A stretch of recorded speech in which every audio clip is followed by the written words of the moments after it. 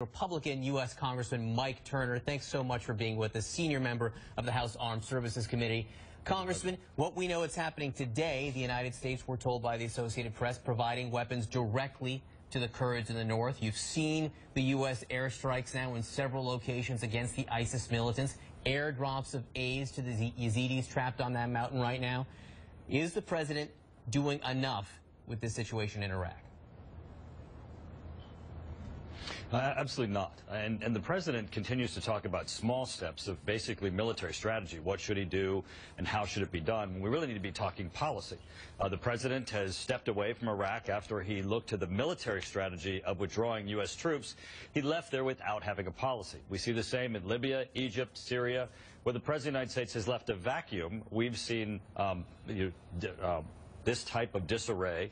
And we know one thing, ISIS didn't just show up out of thin air. ISIS was being organized, and it was absolutely a threat that the president should have been responding to. What do you say to the parents of young men and women who are reluctant to have their young men and women be sent back? The president has said he's not going to put more boots on the ground, that the airstrikes would be enough, and they will probably go on for a number of months. Do we need to be gearing up for another war in Iraq? Well, I think, this has to be measured in approach as to what's done. Obviously, this gets to the issue of military strategy, which follows policy. But the real issue is that this is a threat to the United States and to our national security. It's the same thing that every man and woman who has ever served in our armed forces knows, is that they serve to try to make certain that we're safe here at home and our country is safe. But nobody's saying that we should march troops into Iraq. What they're saying is the president has allowed this situation to degrade, that the situation we have today is because he walked away from Iraq and has not executed a policy. He's not at all paid attention to the situation that was emerging. This did not develop overnight, and yet he's trying to look at it to see what a small measured response might be to turn it around, and it certainly is just not enough. But he's walked away from a country right now that's been in a degree of political upheaval for some time, that up until this point has been run by somebody the U.S. and a lot of people in Iraq don't trust. I'm talking about Prime Minister Nouri al-Maliki. Well, today, a new prime minister has been named. But doesn't this just bolster the administration's case that they didn't want to be connected to a guy who was, for lack of a better word, a shady operator there? I mean, there's been a new prime minister appointed, and he's hinted strongly over the last several hours that he doesn't plan to go.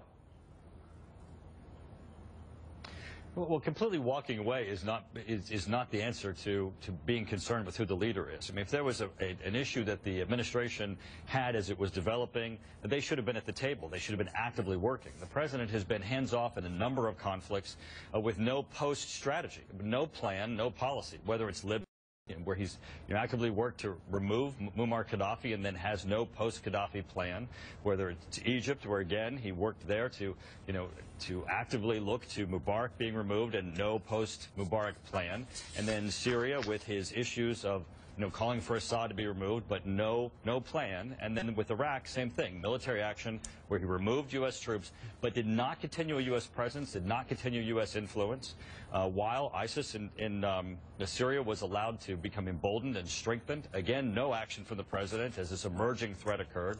And for them to now say, well, we just didn't like the guy in charge, is a little bit too late. They should have been actively working and influencing the outcome in Iraq.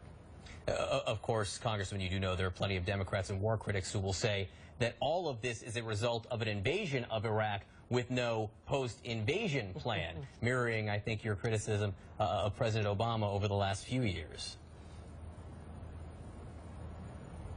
Well, certainly there was a plan, and that plan was being executed in an area which is incredibly tumultuous and an area that's incredibly dangerous.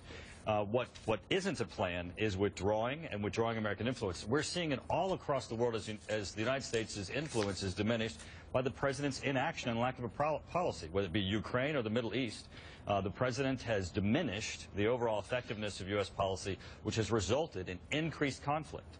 To look at this situation merely through the glass of what's happening today and not look at what should have been being done, both as the threat with ISIS was evolving and as the problems with the government in Iraq were being evident, is not really do a full assessment of what we've needed to be done, what we needed to do, and what we should do now. Congressman Mike Turner, thanks so much for joining us at this hour. We appreciate it, and hopefully you'll join us again to speak about other topics in